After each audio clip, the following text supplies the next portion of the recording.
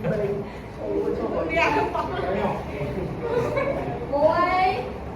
bay bay không có tiền free style bay này đô ấy mà muối bay bay cho style đi như vậy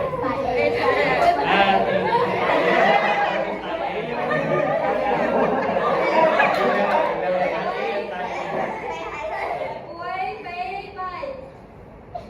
thôi mình ôm cái tiền tóc mẹ là các kia bay vô các cái phải chê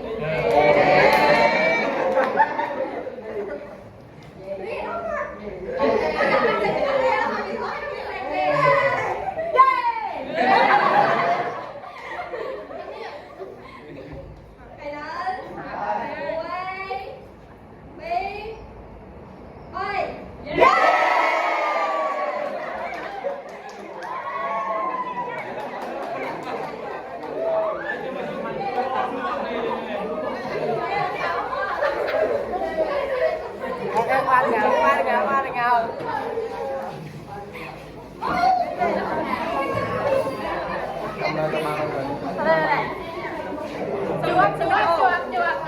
Ê mình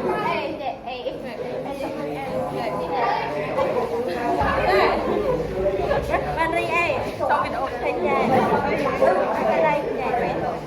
ba ê dài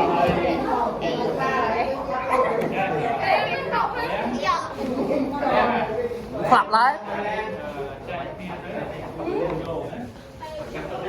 thở đi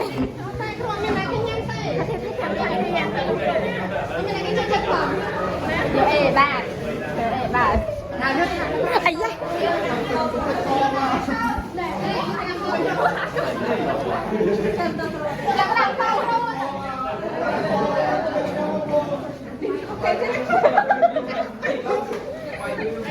hello ui chân này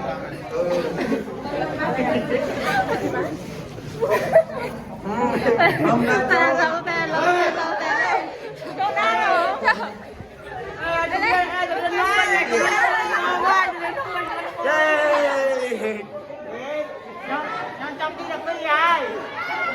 đâu